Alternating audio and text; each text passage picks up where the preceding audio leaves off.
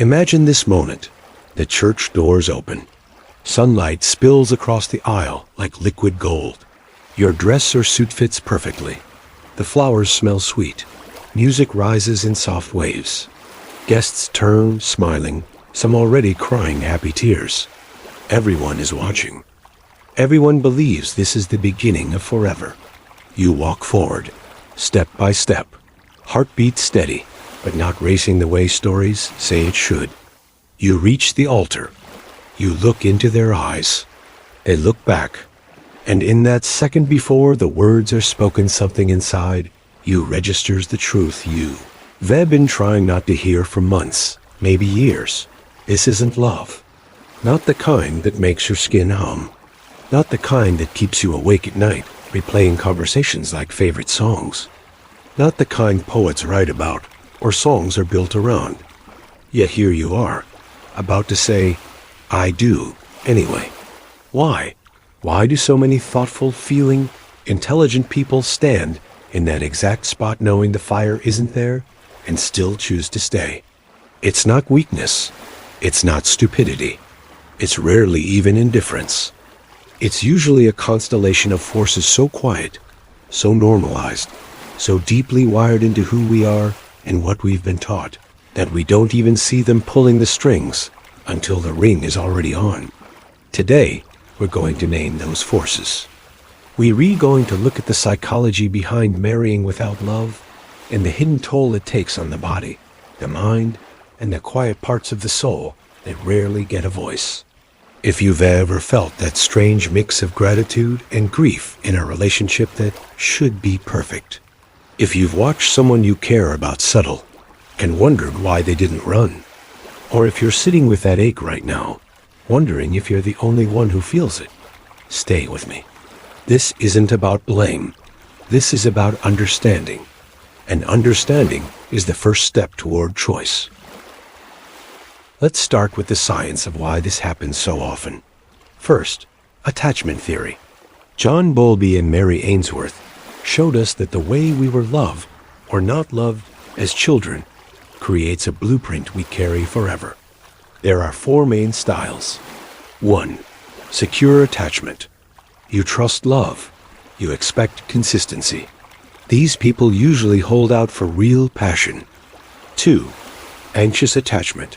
Love felt unpredictable growing up. One day warm, the next gone. As adults, the fear of abandonment becomes overwhelming. They often marry anyone who offers stability, even if the emotional connection is thin, because the alternative feels like drowning. A 2019 study in the Journal of Personality and Social Psychology found that anxiously attached individuals are significantly more likely to stay in low satisfaction relationships just to avoid being alone. 3. Avoidant attachment. Emotions were punished or dismissed in childhood. Vulnerability felt dangerous. These people often choose partners who don't demand too much closeness. A calm, low-passion marriage feels safe because passion would require opening up, and opening up feels like risk. 4. Disorganized attachment, often from trauma. Love and danger were mixed. These individuals may chase chaos that feels like chemistry or settle for flatness because calm feels wrong. Attachment wounds are powerful. They shape what love even feels like to us. Next, cognitive dissonance. Leon Festinger's 1957 theory explains how we hate holding 2 conflicting ideas. You've invested years. Families are excited. Wedding plans are made. Deposits are paid. Walking away would mean admitting, I wasted time. I made a mistake. So the brain resolves the tension by rewriting reality. I must love them in my own way. This is what real adult love looks like: steady, not fireworks. It'll grow. Everyone says it grows. Rationalization becomes truth. And once you're married, the dissonance only gets stronger. Then there's evolutionary psychology. David Buss and others point out, for most of human history, romantic love was a luxury. Women often chose partners who could provide resources and protection. Men chose cues of fertility and health. Love was secondary to survival odds, raising children who lived, building alliances. Modern surveys still echo this. A 2018 American Psychological Association study found 40% of people prioritize financial compatibility and shared values over spark when choosing a life partner. We're still wired that way. Social and cultural pressure adds fuel. The social clock ticks loud. Married by 30, kids by 35, or you're behind. Social media flashes proposals, honeymoons, perfect couples. FOMO kicks in. Everyone else is moving forward. I'm stuck. Sunk cost fallacy whispers. You've already invested so much. Don't throw it away. Neurochemistry plays its part too. Helen Fisher's brain scans show early romantic love floods the brain with dopamine, the reward chemical. It feels like addiction. In long-term bonding, dopamine fades and oxytocin vasopressin take over, creating calm attachment. But in many loveless marriages, the dopamine rush never fully happened. So the calm feels empty instead of peaceful. Personality traits layer on top. Narcissistic individuals may marry for status, control, admiration. Borderline traits may rush into commitment to fill emotional voids. Trauma survivors may misread calm as boring and chaos as passion. These aren't excuses. They're explanations. They're the invisible threads pulling people down the aisle. Now let's get practical. Here are 7 signs often felt in the body before the mind admits them, that love may not be the foundation. 1. Relief outweighs excitement. Planning the wedding feels easier than imagining the next 40 years. 2. Your body registers distance. You turn slightly when they reach for you in bed. Hugs are quick. Kisses are routine. It's not traumatic rejection, just subtle avoidance your nervous system is signaling. 3. You feel freer when alone. The house empties. No one needs anything from you. Suddenly, you can breathe deeply for the first time all day. 4. You hide large parts of yourself. The dreams, the shadows, the weird humor, the spiritual questions. You keep them locked because sharing would create friction. 5. The future feels like logistics, not shared life. You can picture the mortgage, school runs, vacations, but not laughter at 2 awe, or quiet understanding after a hard day. 6. Conversations stay surface level. You talk about schedules, bills, kids' homework. You rarely talk about fears, longings, what hurts. 7. You secretly mourn aliveness. Not always another person, just feeling awake, feeling wanted, feeling seen. If several of these hit home, your body is already speaking. Listen, the photos fade. The thank you notes are sent.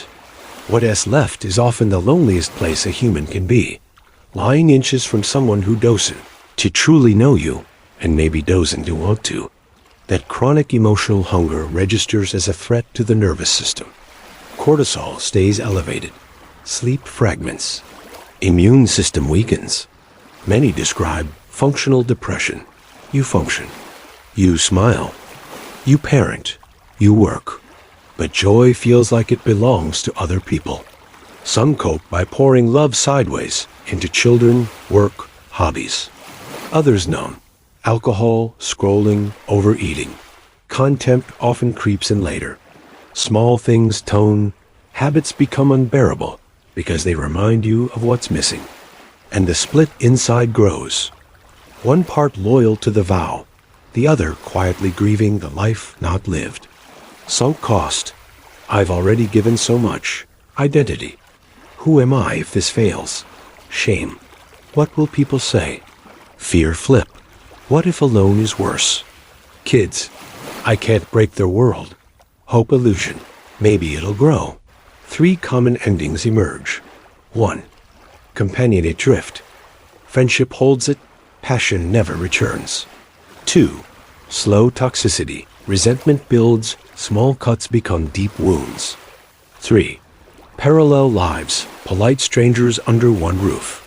None are immoral. But pretending they enough when they starving you is where the damage deepens. If this resonates, here are two paths. Roadmap 1. Stay and try to rebuild, only if both want it. Speak the truth gently. I love you as family, but I've been hiding how disconnected I feel. Drop romance pressure. Rebuild friendship first, shared walks, games, no expectations. Get therapy. Couples, emotionally focused therapy works well for attachment wounds, plus individual, unpack your own history. Make daily microbids. Eye contact, real questions, small touches without agenda. It can grow. Many arranged marriages do, but both people must show up. Roadmap 2. Leave with as much kindness as possible. Prepare first. Finances, therapist, support circle. Speak clearly, no blame. I care about you deeply, but I can't keep living half alive. Allow grief. It's the death of a shared dream, even if the dream was never fully alive. Protect your nervous system. Firm boundaries. No, maybe later. Hope. Many report the loneliness was already there. Leaving just made it honest and eventually lighter. Marrying without love doesn't mean you're unlovable. It usually means you're very human, shaped by timing, fear, hope, survival, family scripts, and a culture that sells fairy tales while quietly rewarding stability. Understanding the why doesn't erase the ache, but it gives language. Language gives power. Power gives choice. If this video found you in the quiet hours, when the house is asleep and the questions get loud, know this. You're not alone. You're not broken. You're seen. Tell me in the comments, do you think people settle more from fear or from misplaced hope? Or share your own quiet story if it feels safe. No judgment here, only listening. If this helped even a little, like the video, subscribe, turn on notifications. More deep explorations of the heart and mind coming. Thank you for trusting me with your attention. Take care of that tender, quiet part inside you. It deserves to feel alive. I'll see you in the next one.